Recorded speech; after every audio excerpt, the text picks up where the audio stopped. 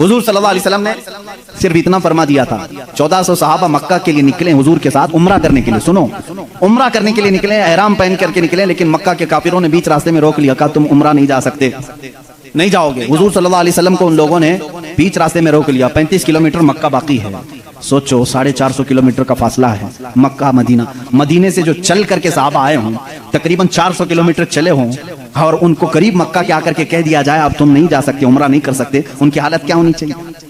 साहबा जोश में थे, कहा या रसूल अल्लाह सल्लल्लाहु अलैहि वसल्लम इजाजत दें, हम इनके परखचे उड़ा दें। बदर भी हो चुकी थी, ओहद भी हो चुकी थी, खंदक भी हो चुकी थी, सारी जंगों में साहबा ने अपने जौहर दिखा भी चुके थे।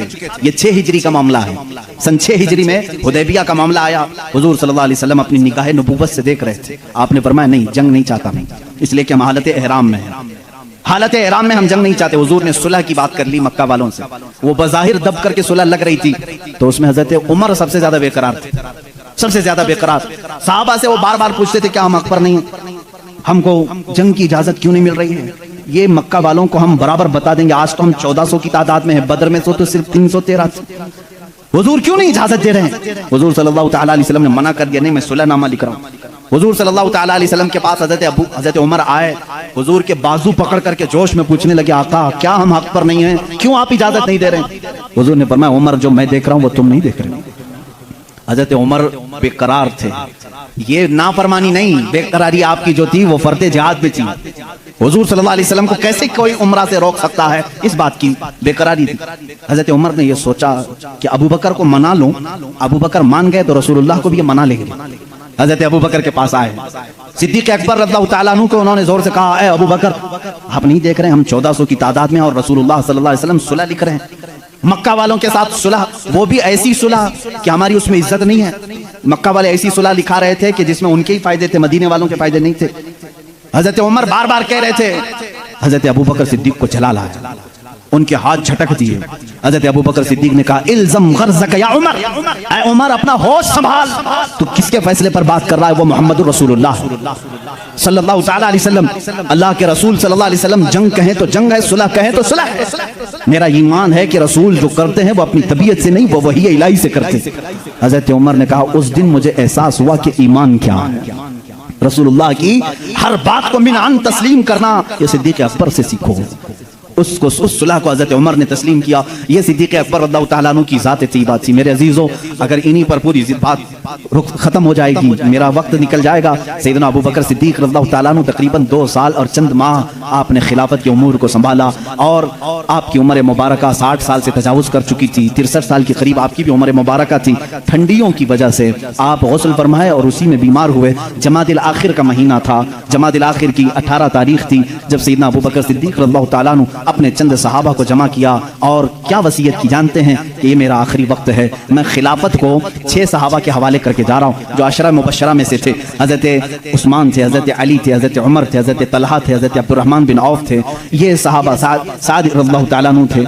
ये सहाबा के हवाले करके जाते हैं, ये आपस में जिसको खलीफा बनाए, ए मुसलमानों तुम उसको खलीफा मान लेना। देखें खिलाफत के मामला कैसे चल रहे हैं, वो मैं आज आपको डिटेल में ले जा रहा हूँ। यह 18 जमादिल आखिर की तारीख थी जब हजरत अबू बकर सिद्दीक रज़ियल्लाहु ताला अन्हु अपने घर वालों के साथ बैठे, आखिरी वसीयत ये करते हैं मेरा इंतकाल हो जाए, मुझे गुस्ल दिया जाए, कफन दिया जाए, तो दफन करने से पहले मेरे जनाजे को रसूल करीम सल्लल्लाहु अलैहि वसल्लम के हुजरे के सामने लाकर रखना। हुजूर सल्लल्लाहु अलैहि वसल्लम का मज़ार अक़दस कहाँ था? आयशा सिद्दीक़ा का हुजरा था और दरवाजा लगता था, वो एक कमरा था, दरवाजा था। हज़रत अबू बकर कहते हैं उस दरवाजे के पास जनाजे को लाकर रख देना और खबरदार कहीं ले जाकर के उठाकर दफन न करना, बल्कि बाहर खड़े होकर के इजाजत मांगना। ऐ अल्लाह के रसूल, तुम्हारा रफीक, तुम्हारा दोस्त आपके बगल में दफन होने की इजाजत मांगता है, अगर रसूल करीम सल्लल्लाहु अलैहि वसल्लम इजाजत दे दें तो मुझे हुजूर के पहलू में दफन कर दें। ये हो सकता है मेरे अजीजों, इस बात को शायद वहां भी सुन रहे होंगे तो तड़प जाना चाहिए कि सिद्दीक अकबर ने ये नहीं कहा, साहबा ने भी ये नहीं पूछा इजाजत, कब्र वाले से कैसे इजाजत? वो रसूल पाक कब्र में है और कहने वाला कोई आम आदमी नहीं, अबू बकर सिद्दीक है, खलीफतुल मुस्लिमीन है रज़ियल्लाहु अन्हु। साहबा ने भी कुछ भी कहा नहीं, ठीक है, सबको शायद अकीदा वही था जो आज बरेली के इमाम ने हमें दिया है। साहबा का अकीदा वही था, तू जिंदा है वल्लाह, तू जिंदा है वल्लाह, मेरी चश्मे आलम से छुप जाने वाले हैं। इसीलिए उन्होंने नहीं कहा, पूछा नहीं। वफात हो गई, गुस्ल के बाद, तजहीज तकफीन के बाद जनाजा लाया गया और उनके मुताबिक सहाबा ने दरवाजे के बाहर खड़े होकर के पूछा भी, ए अल्लाह के रसूल, आपका रफीक, आपका खलील, आपका यार गार आपके पहलू में दफन होना चाहता है। सहाबा का अकीदा देखो, मुलाहिजा करो। उस वक्त फरमाते हैं साहबा बाहर थे, अचानक दरवाजे की चटखनी खुली, दरवाजा खुल गया, कब्र अथर से आवाज आई, अदखिलुल हबीब इलल हबीब, हबीब को हबीब के साथ दाखिल करो।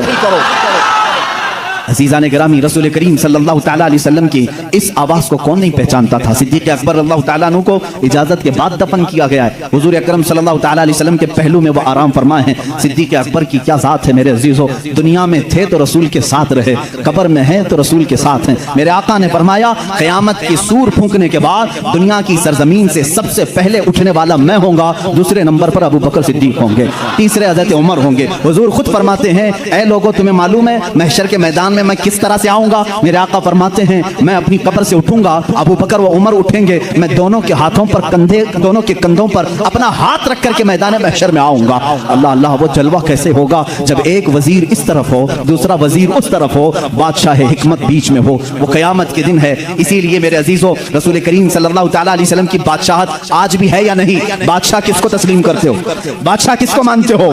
रसूल करीम सल्लल्लाहु अलैहि वसल्लम को एक मुहक्किक ने बड़े अच्छे अंदाज में मुझसे एक बात कही थी कि दुनिया का निजाम है कि जब बादशाह कुर्सी पे होता है तो वजीर उसके पहलू में होते हैं। वजीर इधर है, इधर कोई वजीर बैठा है। बादशाह जब उठ के चला गया तो वजीर भी चले जाते हैं, वजीरों की कुर्सियां भी खाली होती। बादशाह जब तक बैठा है वजीर भी बैठे हुए हैं। जब तक बादशाह कुर्सी पर है वजीर भी हैं। वजीरों का अगल बगल होना भी इस बात की अलामत है कि निजाम सल्तनत चल रहा है, निजाम सल्तनत चल रहा है। ऐ लोगों, तुम किस खाम ख्याली में हो? क्यों किसी की जय विजय पुकारते हो? क्यों किसी को बादशाह तस्लीम करते हो? अल्लाह के हबीब मोहम्मद रसूलुल्लाह सल्लल्लाहु अलैहि वसल्लम दुनिया में जब थे तब वो शाह थे, वो बादशाह थे। अपनी कब्र अथर में जब गए तो एक पहलू में सिद्दीक़ अकबर लेटे हैं और आगे के पहलू में उमर फारूक लेटे हैं। ये इस बात की अलामत है वजीर अब भी अगल बगल हैं और बादशाह अपनी कुर्सी बादशाहत पर कायम है। वो जिंदा है वल्लाह, तू जिंदा है वल्लाह, मेरी चश्मे आलम से छुप जाने वाले। जब तक ये कब्रों का मंजर कायम रहेगा समझना रसूलुल्लाह की बादशाहत कायम रहेगी। आई नई हुकूमत, सिक्का नया चलेगा, आलम में रंग बदला, सुबह शबे विलादत बुझ गई जिसके आगे सभी मशालें, शम्मा वो लेकर आया हमारा नबी। मेरे अजीजों, उस नबी का दौर खत्म नहीं हुआ, उस नबी का दौर अब भी बाकी है, उस नबी का दौर अब भी बाकी है। रसूल करीम सल्लल्लाहु अलैहि वसल्लम के जानिसार सहाबा सिद्दीक़ अकबर रज़ियल्लाहु तआला अन्हु की वफात के बाद जो सहाबा मौजूद थे उन्होंने मशवरे से, जो 6 सहाबा थे, मशवरे से बिल इत्तिफाक सैयदना उमर इब्न खत्ताब रज़ियल्लाहु तआला अन्हु के हाथ में बैत कर ली। ये जमादिल आखिर का महीना था, 13वीं हिजरी थी। यहाँ से हज़रत उमर फारूक ने निज़ामे खिलाफत को संभाला। आपका दौर इतना सुनहरा है, इतना सुनहरा है। वो उमर जिसके आदा पे शैदा सकर, इज्जो शान अदालत पे लाखों सलाम। अजीज़ान गिरामी, उस उमर की हम बात करने चले हैं जिसके मुतालिक मेरे नबी ने खुद फरमाया, जिस रास्ते से उमर चलते हैं शैतान उस रास्ते पे नहीं आता है। जहाँ तक उमर की खुशबू जाती है शैतान उससे दूर भागता है। लौकान बादी नबीयन लकान उमर इब्न खत्ताब। हुजूर सल्लल्लाहु अलैहि वसल्लम फरमाते हैं, अगर मेरे बाद कोई नबी हो सकता तो उमर इब्न खत्ताब होते, लेकिन मैं खातमुन नबीयीन हूँ, मेरे बाद कोई नबी नहीं आ सकता। इसलिए कि उमर फारूक रज़ियल्लाहु तआला अन्हु की जुबान पाक ऐसे मशवरे होते थे। कई मर्तबा का मामला ऐसा है, लोग अलग अलग मशवरे देते, हज़रत उमर जो मशवरा देते थे उसी के मुताबिक कुरान की आयत आ जाती थी। अल मुवाफ़िक़ु रअयिही लिल वही वल किताब, आपका लक़ब दिया गया। पर्दे के मामला जो आए औरतों पर, ये हज़रत उमर के मशवरे से आए। अजान देने के जो अल्फाज हैं ये हज़रत उमर के मशवरे से हैं। ये तमाम मामलात में हज़रत उमर ने खुद मशवरा दिया था और अल्लाह ने हुक्म भी वैसे ही नाजिल फरमाया। और हदीस में ये मिलता है कि उमर की जुबान पर अल्लाह के कलमे होते हैं। अल्लाह रब्बुल इज़्ज़त की जो सदाकत है, जो हक़ानियत है, वो हज़रत उमर फारूक की जुबान पर कायम होती। सैयदना उमर फारूक रज़ियल्लाहु तआला अन्हु ने 10 साल खिलाफत के इस निज़ाम को संभाला। कितने? 10 साल। लेकिन आपका निज़ाम ऐसा था, आज पूरी दुनिया में लाखों उमर होंगे, लेकिन सिर्फ अगर आप उमर कहोगे तो जहन पहले उमर इब्न खत्ताब की तरफ जाएगा। लाखों उमर आए गए उसके बाद, लेकिन सिर्फ अगर उमर कहोगे या उमर फारूक कहोगे, किसी का जहन दूसरे उमर की तरफ नहीं जाता, उसी रसूल की उमर की तरफ जाता है। अपने तो अपने गैरों ने भी मिसाल थी, गैरों ने भी मिसाल थी हिंदुस्तान की। यहाँ पर गांधी जी को आप कौन नहीं जानता? नहीं जानोगे तो विटामिन यम भी नहीं रख सकते। गांधी जी ने खुद अपने तहरीर में लिखा है, मौजूद है ये बात। मोहनदास करमचंद गांधी की बात कर रहा हूं। कि मेरे पास हमारे पुराने लोगों की तारीख पेश करने के लिए कोई चीज़ नहीं है, क्योंकि जिन भगवानों का तज़किरा आज किया जाता है, गांधी जी ने कहा मुझे मालूम नहीं वो हकीकत में थे भी कि नहीं थे। ये मैं दूसरों की बात नहीं कर रहा हूँ, इसीलिए तो गांधी जी को आरएसएस वाले नहीं मानते। हाँ, साफ बात मैं बता रहा हूँ। उन्होंने लिखा है कि मुझे मालूम नहीं कि हमारे मजहब की जो शख्सियात हैं वो हकीकत में थी भी कि नहीं थी, लेकिन हिंदुस्तान की पार्लियामेंट अब कायम होगी तो जो भी संभालेगा मैं उसको दो नाम दे सकता हूं कि उनकी तरह संभालो, एक अबू बकर दूसरे उमर का। कहा कि ये दो नाम खाली ख्याली नहीं है, फील्ड पर थे और करके दिखाया। गांधी जी पढ़े लिखे आदमी थे और हिस्ट्री के वो शौकीन भी रहे, जिसकी वजह से तारीख में इस तरह की दिलचस्पी थी। इन शख्सियात का हवाला क्यों दिया, कुछ लोगों ने पूछा भी। कहा कि निज़ाम खिलाफत, निज़ाम हुकूमत संभालने का मतलब ये नहीं है कि कुर्सी पर बैठे और किसी किले की फसील पर चढ़ करके सिर्फ चिल्लाए। ये निज़ाम हुकूमत संभालने का मतलब नहीं है। निज़ाम हुकूमत संभालना अगर चाहते हो, तुम्हें अगर कुर्सी पर बिठाया गया है तो दूसरी सबसे बड़ी तुम्हारी जिम्मेदारी क्या होती है, वो ये दो खलीफा की जिंदगी में देखो। हज़रत उमर कहते हैं मैं ढूंढ करके गरीबों की मदद करना चाहता था, जो बेकस है, जो मजबूर है।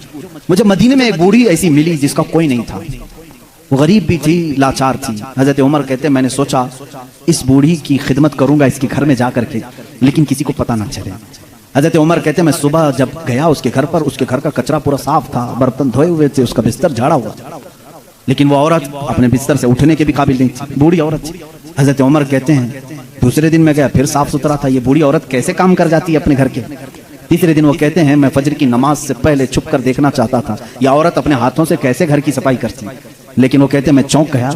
दरवाजे पर एक कोई शख्स आया, कंबल ओढ़े हुए, जल्दी जल्दी झाड़ू झाड़ रहा है, बर्तन मांज रहा है, बिस्तर सलीके से लगा रहा है। अजान हुई और फौरन बाहर निकला। हज़रत उमर कहते हैं मैं इस पुर असरार खादिम को देखने के लिए आगे बढ़ा, कंबल उठाया तो वो सिद्दीक़ अकबर थे, खलीफतुल मुस्लिमीन, वक्त का खलीफा।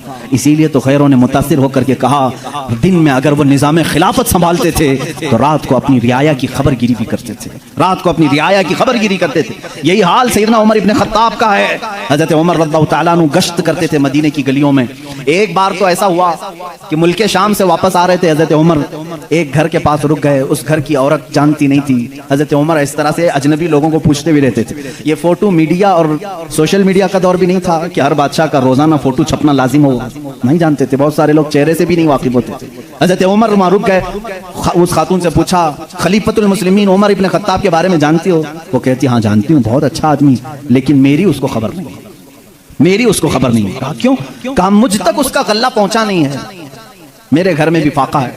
हज़रत उमर ने कहा उमर अमीरुल मोमिनीन वो मदीने में रहता है, तेरे तक खबर कैसे पहुंचेगी, इतनी दूर तो रहती है मुल्के शाम के रास्ते में। उस बूढ़ी औरत ने कहा अगर उसको यहाँ तक की खबर नहीं पहुंच सकती तो उसे खलीफा भी नहीं बनना चाहिए। अगर इतने दूर की किसी गरीब की खबर उसको नहीं पहुंचती तो उसे खलीफा भी नहीं होना चाहिए। हज़रत उमर उस रात इतना रोए कि उनकी दाढ़ी भीग गई। सच कहा इस खातून ने, गए बाजार से सामान खरीद कर अपने कंधे पर उठा लाए और उस औरत के घर पहुंचा है। एक घर मदीने का ऐसा भी आपने देखा जहां रात को औरत अपने बच्चों को थपक कर सुलाती थी और हांडी में कुछ जल रहा होता था, आग लगी है, हांडी में पकने की आवाज आती। हज़रत उमर देख रहे थे, आवाज सुन रहे थे, बच्चों को माँ कह रही सो जाओ सो जाओ, बच्चे कह रहे माँ तो रोजाना यही बोल के सुलाती है, 2 दिन से पक रहा है, कब पकता है, हम रात को भूखे सो जाते हैं। हज़रत उमर दस्तक देते हैं, उस घर वाली से पूछते हैं क्या मामला है? कहा घर में कुछ भी नहीं। फिर ये हांडी में क्या है? कहा पानी और पत्थर रखे हूं बच्चों को बहलाने के लिए, कि इसी आस में सो जाएंगे। हज़रत उमर रज़ियल्लाहु ताला अन्हु फरमाते हैं मुझे इसकी खबर नहीं हुई। बैतुल माल में गए, पूरा थैला उठाया आटम का, अनाज का, अपने कंधे पर लेकर निकले। उनके गुलाम ने कहा ये हमें दे दें, हम लेकर चलते हैं। सख्ती से कहा क़यामत के दिन क्या तू मेरे अमाल का बोझ उठा पाएगा? मुझे उठाने दे। लेकर क्या है, नकाब बांधे हुए थे अपने चेहरे पर। उस खातून से कहा मैं रोटियां पकाता हूँ। घर में दाखिल होकर आटा गूंधा, रोटियां पकाई, बच्चों को जगाया, उनका मुंह धोया और रोटियां उन्हें परोसने लगे। वो खातून की आंखों में आंसू आ गए। कहा तुझ जैसा फरिश्ता अल्लाह ने उतारा है, मेरे घर कई दिनों के बाद ग़िज़ा आई है। उस खातून से हज़रत उमर ने पूछा उमर के बारे में तुम्हारा क्या ख्याल है? उमर के बारे में तुम्हारा क्या ख्याल है? वो कहती है बहुत नेक है, खलीफा रसूल है, लेकिन क्या करूं, मुझ जैसी गरीब की फरियाद शायद उस तक नहीं पहुंची। अगर मेरे बच्चे भूखे मर गए तो मैं क़यामत के दिन ये शिकायत ज़रूर करूंगी। हज़रत उमर हिचकियाँ लग गई, जोर से हिचकियां आ गई हजरत उमर को। वो खातून कहने लगी, मेरे भाई तुझे क्यों इस बात का खौफ है, तुझे क्यों इस बात का डर है, तू क्यों रो रहा है? हजरत उमर जिनकी आंखें लाल हो चुकी थी, गम की वजह से बदन पे कपकपी थी, नकाब हटाया, उस खातून को कहा, उमर इब्ने खत्ताब मैं ही। वो खातून मचल गई और कहा, ऐ रब्बे-जुल जलाल तू गवाह हो जा, मैं उमर की यहाँ पर भी गवाही देता हूँ और क़यामत के दिन भी गवाही दूंगी कि अगर किसी गरीब की खबरगिरी कोई कर सकता है तो वो उमर इब्ने खत्ताब है। एक साल पूरे मदीने में कहता गया, वो पूरे साल तक हज़रत उमर फारूक ने सालन नहीं खाया, सालन नहीं खाया, रोटी को पानी में भिगोते थे, खाते थे। लोग कहते थे आप क्यों नहीं खा रहे हैं, आप खलीफा हैं? कहते थे कहत का दौर है, पता नहीं कौन भूखा है और कौन खाया है, मैं उस वक्त तक नरम नहीं खाऊंगा जब तक मेरी पूरी रियाया खुशहाल ना हो जाए। हजरत उमर का ये निजाम था, जिसके बाद हालात ऐसे हो गए, सिर्फ 2.5 साल के बाद, सिर्फ 2.5 साल की खिलाफत के बाद मदीने के हालात ये थे मेरे अजीजों, मदीने वाले अपनी ज़कात लेकर बाहर आते थे, लेने वाला कोई नहीं था, ज़कात लेने वाला कोई नहीं, सब ज़कात देने वाले थे। सिद्दीक़ उमर इब्ने खत्ताब रज़ियल्लाहु ताला अन्हु ने इतना कैपेबल कर दिया था, हज़रत मुआज़ बिन जबल यमन से वहाँ का माले गनीमत मदीने में भेजते हैं हज़रत उमर के पास कि मदीने के गुरबा और मसाकिन में ये बांट दें। बहुत माल आया था, हज़रत उमर ने वो ज़कात के माल को हज़रत मुआज़ बिन जबल पर ये कह करके वापस कर दिया, मदीने में अब कोई फ़कीर नहीं रह गया, सब ज़कात निकालते हैं, इसका कोई मुस्तहिक नहीं, यमन में ही बांट दो। हज़रत मुआज़ ने फिर दोबारा भेजा कि यमन में भी कोई फ़कीर बाकी नहीं है, जो थे उनको बांटने के बाद ये भेजा गया है। हजरत उमर ने वो माल दूर के किसी मुल्क भेजा जहां फुकरा व मसाकिन से ये निज़ाम अदल अगर कोई कायम कर सकता है तो वो उमर इब्ने खत्ताब है रज़ियल्लाहु ताला। और जानते हैं पूरी कायनात के लिए, पूरी दुनिया के लिए हजरत उमर के वो काम जो आज भी दुनिया उनकी प्यासी है। और पार्लियामेंट के लॉ बनाने वालों के लिए मेरा चैलेंज है, उमर इब्ने खत्ताब के बनाए हुए कवानीन को छोड़कर आज पूरी दुनिया की किसी पार्लियामेंट में मुकम्मल लॉ कोई बना ही नहीं सकेगा, इसलिए कि जराइम के कवानीन, बच्चों के कवानीन, औरतों के कवानीन, बूढ़ों के कवानीन, सबके कवानीन सबसे पहले हजरत उमर फारूक ने मुरत्तब किए। और जानते हैं ये लेआउट बनाने वाला सिस्टम, डेवलप करने वाला सिस्टम, सिटी बनाने का प्लान सैयदना उमर फारूक का दिया हुआ है। सबसे पहले बसरा और कूफा आपने बनाया था, यानी मास्टर प्लानिंग के साथ सिटी बनाई गई। रोड बनाने का सबसे पहला काम हजरत उमर फारूक ने किया है। तारीख सबसे पहले हजरत उमर फारूक ने कायम की। बैतुल माल का निज़ाम सबसे पहले हजरत उमर ने कायम किया है। मस्जिदों के मुअज्जिन और मस्जिदों के इमामों के लिए तनख्वाह का सिस्टम हजरत उमर फारूक ने कायम किया है। और इतना ही नहीं, अदल का हाल तो ऐसा था कि किसी के साथ कोई रियायत नहीं, किसी के साथ कोई रियायत नहीं, चाहे वो कोई भी हो। मिस्र के गवर्नर के बारे में लोगों ने सिर्फ इतना कहा कि इनके यहाँ बहुत कीमती घोड़ा है, बहुत पैसों का घोड़ा है और इनका लिबास बहुत महंगा है, ये गवर्नर हैं। हजरत उमर के पास ये शिकायत आई, उनको बुलाया और बुला करके कहा तू रियाया के साथ क्या करने के लिए तुझे भेजा गया? वहाँ के पैसों से तूने कीमती घोड़ा खरीदा, कीमती लिबास पहना। वो उनकी गवर्नरी को माजूल करके 100 बकरियां खरीद करके उनको दिया कि अब जिंदगी भर बकरियां तू चराएगा। बकरियां चराने पर गवर्नर को रख दिया। ये उनके मामलात में फिर कोई कुछ नहीं कह सकता था। बड़े बड़े सहाबा, हजरत साद इब्ने अबी वक्कास को माजूल कर दिया था। खालिद बिन वलीद रज़ियल्लाहु ताला अन्हु, जिनको सैफुल्लाह कहा जाता है, जिस जिहाद में भी वो जाते थे फतह होना लाजमी हो जाता था, ये तो सबको मालूम है। हजरत खालिद बिन वलीद अपनी जिंदगी में इतनी जंगें की हैं, कोई जंग में शिकस्त नहीं हुई। उनका ये फख्र था, जब जिहालत में थे ना, इस्लाम नहीं लाए थे, वो जंगे ओहद के सिपह सालार बन के आए थे, उसमें भी उनको ही पता मिली थी। कहते कुफ्र की हालत में भी अल्लाह ने फतह ही दी थी, इस्लाम में आए तब भी अल्लाह ने फतह ही लिखी थी। हजरत खालिद बिन वलीद एक ऐसे जर्नेल का नाम है जिसका नाम कयामत तक कायम रहेगा, लेकिन हजरत उमर फारूक रज़ियल्लाहु ताला अन्हु ने सिपह सालारी से उनको माजूल कर दिया था। सस्पेंड करना मामूली बात नहीं, लेकिन हजरत उमर क्यों करते थे जानते हैं? बाज लोग इसको नुक्ताचीनी करते हैं, हजरत उमर इसको हटाए उसको हटाए। हजरत उमर फारूक रज़ियल्लाहु ताला अन्हु के पास कुछ लोग सिफारिश लेकर के आए, खालिद बिन वलीद के बगैर जिहाद का मैदान कैसे होगा? उनको आपने माजूल किया, कहा माजूल किया हूं, लेकिन सिपाही बन करके वो जाएंगे, सिपाही बन करके जाएंगे, सिपाही सालार कोई और होगा। साहबा ने पूछा इस फैसले को लेने में कोई हिकमत है अमीरुल मोमिनीन? अल्लाह अल्लाह तवक्कुल देखें। अमीरुल मोमिनीन ने कहा हाँ जरूर हिकमत है। मैं मुसलमानों को यह बताना चाहता हूं कि कोई जिहाद, कोई जंग खालिद बिन वलीद की वजह से फतह नहीं होती, अल्लाह की मदद से होती है। सारे लोग ये डिपेंड होकर के ना बैठ जाएं कि इसी की वजह से होती है। मैं इस उसूल को तोड़ना चाहता हूं, फतह जो मिलती है वो अल्लाह की तरफ से होती है। ये यकीन देना था, बस इसलिए मैंने माजूल किया है। और यकीन तवक्कुल ऐसा हजरत उमर फारूक रज़ियल्लाहु ताला अन्हु का किताबों में लिखा है। मिस्र के गवर्नर, उन्होंने एक बुरी रस्म के मुतालिक खत लिख करके भेजा। दरियाए नील सूख जाता था हर साल, वहाँ के लोग अपनी 16 साल की एक नौजवान लड़की को ज़बह करते, उसकी बलि चढ़ाते थे। और खून जो है दरिया नील में बहाते। उनका अकीदा था बलि देने के बाद फिर दरिया जोश मारकर ऊपर आ जाता था, हर साल ऐसा होता था। उन्होंने जब इस्लामी हुकूमत वहां आ गई तो लोगों ने वहां के गवर्नर से, जो मुसलमान थे, साहबी थे, उनसे पूछा हर साल हमारा मामूल है, इस साल भी आप इजाजत दें, जुलूस निकालेंगे, एक लड़की को ज़बह करेंगे, उसका खून डालेंगे। उन्होंने कहा मैं तो ये काम नहीं करूंगा, और अगर ऐसा है तो देखा जाएगा। वो खामोश रहे। दरिया नील हकीकत में सूख गया, पानी नीचे चला गया। लड़की की बलि नहीं दी तो याद रखना, शैतान इस तरह की हरकतें तुम्हें करके दिखाएगा ताकि तुम्हारा अकीदा खराब हो जाए। उस गवर्नर ने हजरत उमर के पास खत लिखा कि इसका क्या करूं, ये कैसे हल निकालूं। हजरत उमर फारूक रज़ियल्लाहु ताला अन्हु ने जवाब में 2 खत भेजे, एक गवर्नर के नाम और एक दरिया नील के नाम। दरिया नील दरिया है, क्या दरिया भी खत पढ़ता है, दरिया भी बातचीत करता है। हाँ, रसूल के गुलामों के साथ हर चीज बातचीत करती है, हर चीज बातचीत करती है। हजरत उमर ने एक खत गवर्नर के नाम पर लिखा, तुम फिक्र मत करो, तुम अपने काम पर बाकी रहो, रसूलुल्लाह की शरीयत का निफाज कायम रहे। और रही बात दरिया जो सूखता है, मैं इसको लेटर लिख रहा हूँ। इसको खत लिखा क्या, बिस्मिल्लाहिर्रहमानिर्रहीम, ऐ नील, ये खत उमर इब्न खत्ताब रसूलुल्लाह के खलीफा की तरफ से दरिया नील के लिए। मैं कहता हूँ ऐ नील, अगर तू अपनी मर्जी से बहता है तो हमें तेरे पानी की जरूरत नहीं, और अगर तू अल्लाह के हुक्म से बहता है तो उमर इब्न खत्ताब रसूल की खिलाफत को जो कायम किया है, हुक्म देता है कि अल्लाह के हुक्म से जारी हो जा। इतना लिखा और कहा ये दरिया नील को देना और ये मिस्र के गवर्नर को देना। खत लेकर के कासिद आया, कासिद ने गवर्नर को खत पकड़ा है, गवर्नर के नाम पर था, वो पहुंचा, दरिया नील के नाम पर था, जो दरिया नील को दिया गया। उस वक्त मौजूद मिस्र के सारे लोग शाहिद हैं, उसी वक्त दरिया नील का पानी जोश मारकर 16 गज ऊपर आ चुका था।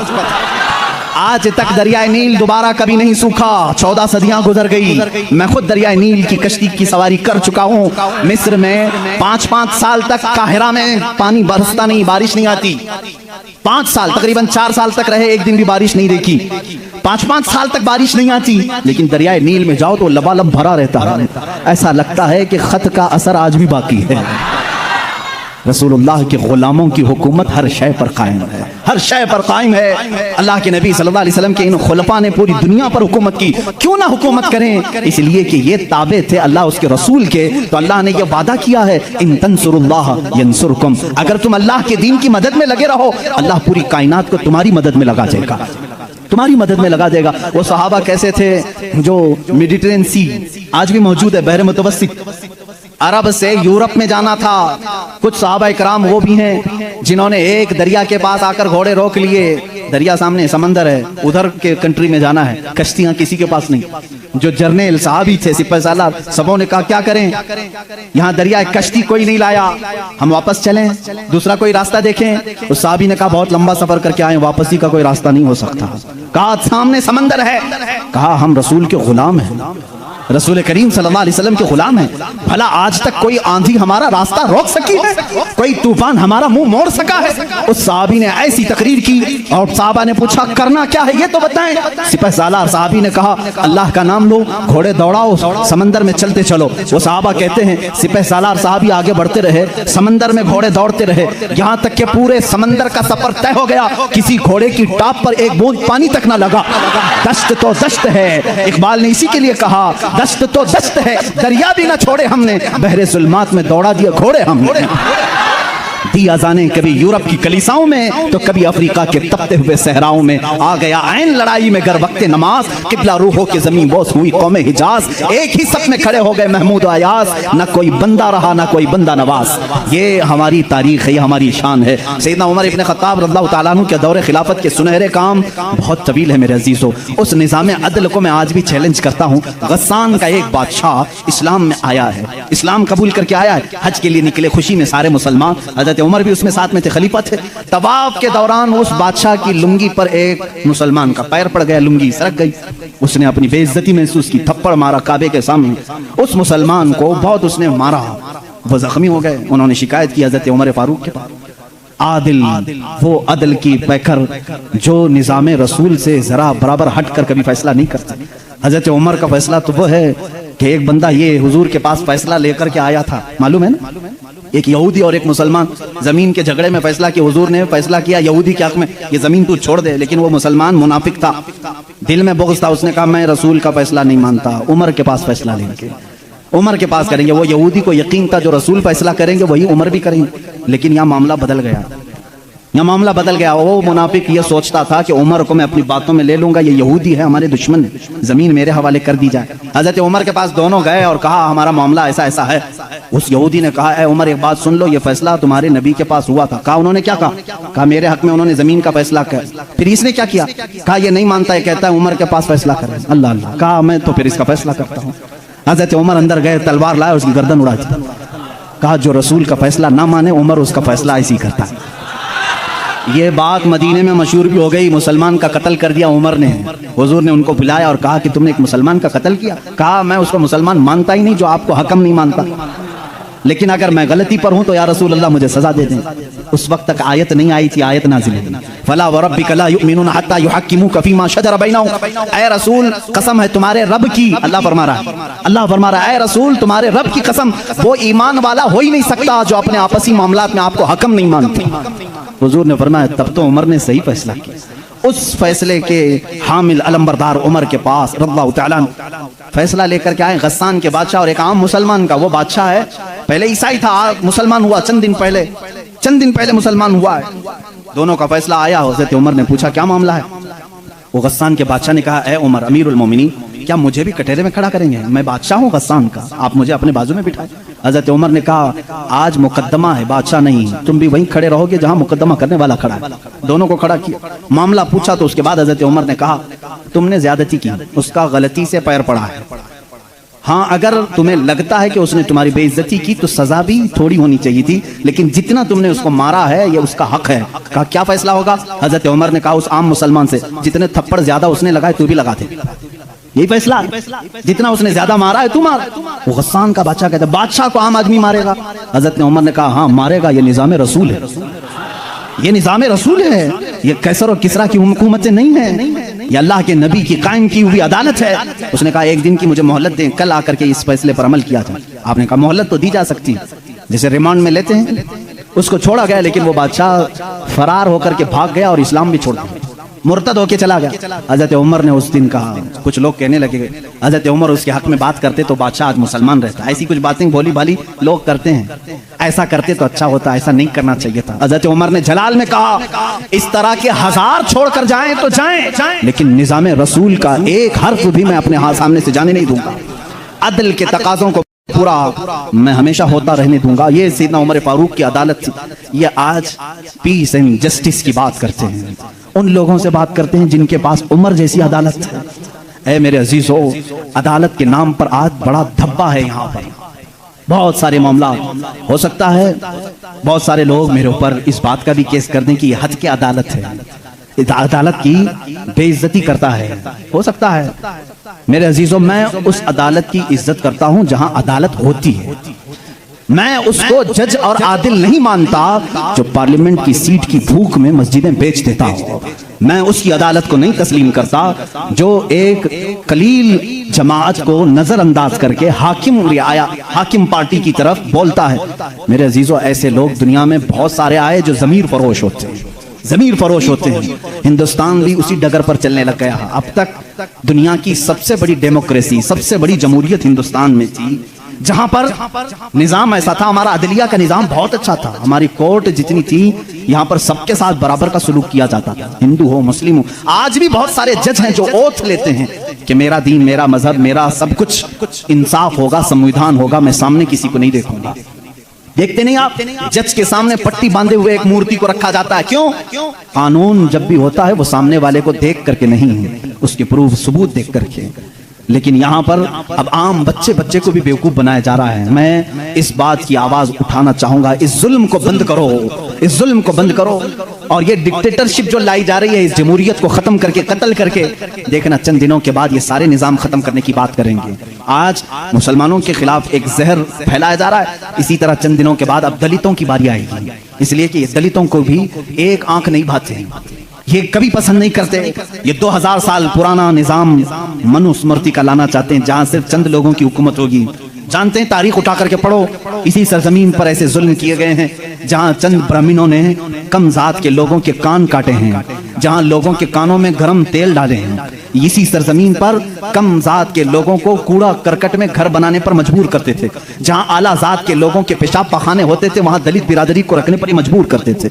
हर एक के गले में रस्सी बांधकर एक मटका लटकाते थे कि थूकना है तो दलित जमीन पर थूक नहीं सकता, उस मटके में थूकेगा, इसलिए कि उसका थूक जमीन पर पड़े तो ये आप शगुन समझते थे। उस पूरे निजाम को, यहाँ पहले हिंदुस्तान में ये सारी चीजें चली हैं, कास्टिज्म, जात बिरादरी, ऊंच नीच के मामला चलते रहे, लेकिन मैं समझता हूं कि हिंदुस्तान को जब आजादी मिली, भारत को जो आजादी मिली 1947 के बाद, सबों ने मिलकर के एक संविधान बनाया था, अदल इंसाफ का सब लोगों ने हलफ उठाया था, इसमें सबका हिस्सा बराबर का होगा, सब लोगों ने कुर्बानी दी है, सबके लिए निजाम एकसा होगा, बराबर होगा और सबकी दीन का, सबके रिलीजियन का मान सम्मान किया जाएगा। लेकिन अब जो हालात हैं मेरे अजीजों, ये दूसरी डगर पर चल पड़े। अब यहाँ पर उस संविधान को ये खत्म करने की बात कर रहे हैं जो अंबेडकर की सरपरस्ती में बनाए गए थे, उसको खत्म करके ये नए संविधान की बात करने जा रहे हैं। चंद दिनों के बाद ये वोटिंग पावर भी खत्म करने की बात करेंगे। तुम सबको वोट देने का भी हक नहीं होगा, ठहरने की, उम्मीदवार होने की बात तो दूर है। मैं इस निजाम की खुल्लम खुल्ला मुखालिफत करता हूं और मजम्मत करता हूं, मैं मजम्मत करता हूं। हमारे लिए वही भारत और वही हिंदुस्तान अच्छा है जो हमारे बड़ों ने अपने खून की कुर्बानी से आजाद किया है। आप सब उसी भारत को तस्लीम करेंगे या नए नवेले भारत को? हम इस नवे नवेले भारत को जिस डगर पर ये ले जा रहे हैं कास्टिज्म के पर, हम उसको नहीं तस्लीम करते। हम उस भारत को, उस संविधान को मानते हैं जहां अदल सबके लिए बराबर हो, सबके लिए बराबर हो। सुप्रीम कोर्ट को आजाद रखा जाए, वो सबके साथ बराबर का इंसाफ कर सके, चाहे वो तख्त पर बैठा हुआ आदमी हो, चाहे वो गरीब आदमी हो, सबके साथ बराबर का अदल कर सके। हिंदुस्तान ही की बात मैं अगर बताऊं, यहां पर एक बादशाह ऐसा भी गुजरा जिसके एक तीर से एक बच्चे की मौत हो गई थी, एक बच्चे की मौत हो गई। औरत जो बच्चे की मां थी वो मुकदमा कर दी चीफ जस्टिस के पास। उस वक्त के जो चीफ जस्टिस थे काजी सिराजुद्दौला, उन्होंने तलब किया बादशाह को तलब किया। इसी हिंदुस्तान की बात कर रहा हूं। औरत एक जगह खड़ी है, वक्त का बादशाह एक जगह खड़ा है। औरत ने कहा मेरे बच्चे को इनके तीर से मौत हो गई। बादशाह शिकार खेल रहा था, चूक के तीर लग गया। बादशाह ने कहा हाँ मेरा तीर लगा तो है, गवाह भी हैं, सिपाही भी गवाह हैं, औरत भी गवाह है। दो ऑप्शन होते हैं मौत के बाद, किसी का कुछ कत्ल हो गया अनजाने में, चूक कर अगर कत्ल हो गया, दो ऑप्शन इस्लाम देता है। उस औरत को काजी ने कहा तेरे पास दो ऑप्शन है, चाहे तो अपने बच्चे की मौत पर दियत ले ले, कुछ पैसे ले ले बादशाह से और उसे माफ कर दे, या चाहे तो जान के बदले जान ले ले। बादशाह की जान भी ले सकती है। काजी ने फैसला सुना था, ये नहीं कि बादशाह को छोड़ देना है। दोनों ऑप्शन औरत के ऊपर। वो औरत ने जब देखा कि अदल का ये पैकर इस्लामी निजाम है, बादशाह के तीर लगा है और काजी सही सही फैसला दे रहा है, उस औरत ने कहा अगर ये काजी आज इस तरह का सही फैसला दे रहा है तो इस तरह के बादशाह की वजह से ही, बादशाह ऐसा होगा इसीलिए काजी ऐसा है। उस औरत ने कहा मैं इस बादशाह की जान बख्शती हूँ, मेरे बच्चे के लिए जो दियत बनती है वो बादशाह मुझे दे दे। बादशाह ने जितनी दियत बनती थी उससे ज्यादा उसे दिया। और जब ये मामला खत्म हुआ तो बादशाह काजी के पास आया, काजी के पास आया और अपना जुब्बा खोला, उसमें खंजर था, खंजर निकाला, कहा काजी, वो उस वक्त के सुप्रीम कोर्ट का चीफ जस्टिस था काजी। बादशाह क्या कहता जानते हो, मुझे जब पता चला मेरे ऊपर मुकदमा है और मुझे मालूम था मेरे तीर से एक बच्चा फौत हुआ है, मैं आज कोर्ट में आ रहा था, मैं साथ ही खंजर लेके चला। काजी ने पूछा क्यों लेके चले? कहा मैं ये देखना चाहता था कि अगर फैसला कुरान और हदीस के मुताबिक हो तो ठीक है मैं मान लूं, और जरा बराबर अगर बादशाह का ख्याल करके काजी ने किया तो इसी खंजर से काजी को कत्ल कर दो। बादशाह ने यह कहा, काजी मुस्कुराया और अपने गद्दे से उठ गया और चादर हटाई, नीचे बहुत बड़ा कोड़ा था। कहा बादशाह तुम्हें मालूम है मैं आज पहली मर्तबा इस कुर्सी पर आने के बाद, इस गद्दे पे आने के वक्त कोड़ा नीचे लेकर बैठा हूं। कहा क्यों? कहा मैंने उसी वक्त तय कर लिया कि बादशाह को कटहरे में खड़ा करूंगा और फैसला कुरान और हदीस के मुताबिक सुनाऊंगा। अगर बादशाह मान लिया तो ठीक, वरना मैं इस कोड़े से उसे मनवाऊंगा। ये निजाम इस्लाम था, यादल के तकाजे थे। वो उमर इब्ने खत्ताब के दौर के भी सुनहरे वाकयात इस्लाम ने हमें हर जगह सिखाए हैं। ऐ मेरे अजीज भाइयों, अपने घर में भी आदल करना सीखो। जहां तुम्हें अल्लाह ने जितना इख्तियार दिया अदल के साथ पेश आओ। अपने मजदूरों के साथ अदल करो, अपनी बीवियों के साथ अदल करो, अपने बच्चों के साथ अदल करो। याद रखो क़यामत के दिन तुमसे सब चीज़ों का सवाल होगा। अगर तुम्हारे 4 बच्चे हैं, चारों में से अगर किसी के साथ ऊंच नीच किया तो सारे तुम्हारे अमाल इकारत हो जाएंगे, गैरत हो जाएंगे। एक बच्चे के साथ भी तुम नाइंसाफी नहीं कर सकते, सारे के साथ बराबर का सलूक करो। अगर किसी की 2 बीवियां हैं तो फरमाया गया अदल का तकाजा पूरा करो। माँ बाप अगर दोनों हैं तो दोनों के साथ अदल का तकाजा पूरा करो। ये नहीं कि माँ की तरफ झुकाव हो गया बाप को गालियां देता है, या बाप की तरफ हो गया माँ को कोसता है। ना, सबके साथ अदल इस्लाम सिखाता है। तुम अगर किसी कंपनी के मालिक हो, फैक्ट्री के मालिक हो, मजदूरों के साथ अदल करो, इसलिए कि क़यामत के दिन इससे भी तुम्हारा सवाल होगा। अदल इस्लाम सिखाता है। वो उमर इब्न खत्ताब रज़ियल्लाहु ताला अन्हु की जिंदगी पाक से हमें मिले हैं। मेरे अजीजों, मुझे वक्त ताखीर से यहाँ तक पहुँच चुका है और मैं समेटूंगा तो मैं समझता हूँ उस्मान इब्न अफ़्फ़ान और हैदर कर्रार रज़ियल्लाहु ताला अन्हुमा की ज़ात के साथ नाइंसाफ़ी हो जाएगी। और मैं कतान ये नहीं चाहता कि उन बुजुर्ग हस्तियों के साथ जहाँ एक ज़ुन्नूरैन है तो दूसरा हैदर कर्रार है, जिनकी ज़ात 2 जुमलों में कंप्लीट नहीं हो सकती, 2 बातों में मुकम्मल नहीं हो सकती। इसलिए थोड़ी सी कुर्बानी के साथ कल की एक और रात हम इंशाअल्लाह इन खुलफा की ज़िंदगी पर गुफ्तगू करेंगे। इसलिए कि मेरा मामूल तो ये था कल का दिन मैंने पूरे अहले बैत के लिए वक्त करना था, लेकिन खुलफा राशिदीन की बात के बाद इंशाअल्लाह अज़ीज़ अहले बैत अताहार की भी ज़िंदगी हम जिक्र करेंगे। इन 2 हस्तियों की मैंने मुख्तसर झलकियाँ आपके सामने रखी। खुलासा कलाम, ज़िंदगी में 2 बातें आज लेकर के जाओ, एक सिद्दीक की सदाकत, दूसरे उमर की अदालत। अगर ये जिंदगी में आ गई तो समझ लो इकबाल ने क्या कहा जानते हैं? शायर मशरिक करते कहते हैं सबक पढ़ फिर सदाकत का, अदालत का, सखावत का। सबक पढ़ फिर सदाकत का, अदालत का, सखावत का। लिया जाएगा काम तुझसे दुनिया की इमामत का, लिया जाएगा काम तुझसे दुनिया की इमामत का। मतलब यह है जिसके अंदर 3 चीजें आ गई, सिद्दीक की सदाकत आ गई, उमर की अदालत आ गई, उस्मान की सखावत आ गई, तो फिर कोई उसे फिक्र की जरूरत नहीं। अब कौम उससे इमामत का ही काम लिया करेगी, इसलिए कि वो हर एक का इमाम बनने के काबिल होगा जिसके अंदर ये 3 चीजें आ गई, सदाकत, अदालत और सखावत। आज इन 3 चीजों के ऊपर मेहनत करो मेरे अजीजों। सदाकत का तकाजा ये है हक बोलो, हक पर कायम रहो। हक बोलने के लिए किसी से खौफ ना खाओ, जब तक जुबान चल रही है बोलो। मैं तो यही समझता हूँ, मेरा मजहब, मेरा मसलक यही है। मैं हुसैनी हूँ, हक गो हूँ, मैं हुसैनी हूँ, वफादार हूँ, मैं हुसैनी हूँ, शुजाअत का अलंबरदार हूँ। ये हमारे नारे होने चाहिए। मैं हुसैनी हूँ, यजीद के हाथ में हाथ देने वाला नहीं। मैं हुसैनी हूँ, हुकूमत के दबाव में आने वाला नहीं। मैं हुसैनी हूँ, जुल्म का साथ देने वाला नहीं। मैं हुसैनी हूँ, मजलूमों के साथ रहने वाला हूँ। इसी तरह आप सब ये भी नारा लगाएंगे, मैं सिद्दीक की सदाकत का अलंबरदार हूँ। बात 50,000 के मजमे में भी वही करूंगा और 5 लोगों के मजमे में भी वही करूंगा। अगर 5 मुसलमान हैं तब भी मैं कहूंगा अल्लाह सबसे बड़ा है। तख्त पर मुझे बिठाया जाए तब भी कहूंगा अल्लाह सबसे बड़ा है। ये सिद्दीक का मिजाज हमें देता है। सिद्दीक की जात से जो मिजाज हमें मिलता है वो ये है, अगर तुम तख्त पर बैठो तब भी ये कहो अल्लाह सबसे बड़ा है, और अगर तुम अपने घर में हो तब भी कहो अल्लाह सबसे बड़ा है। और उमर का मिजाज क्या कहता है जानते हो? एक बार आपको लोगों ने अमीरुल मोमिनीन का नारा लगाया जब बैतुल मुकद्दस फतह हुआ था। अल्लाह अल्लाह, आप रो पड़े। सारे लोगों को जमा किया, एक ऊंचे टीले पर खड़े हो गए, खुतबा दिया, रोने लगे। ऐ मुसलमानों, आज तुमने मुझे अमीरुल मोमिनीन कह के पुकारा है, अमीरुल मोमिनीन कह रहे हो। सुनो, मैं अपनी हैसियत बताता हूँ, मेरी जात क्या है। मैं खत्ताब का वही बेटा उमर हूँ। आपके बाप का नाम क्या था?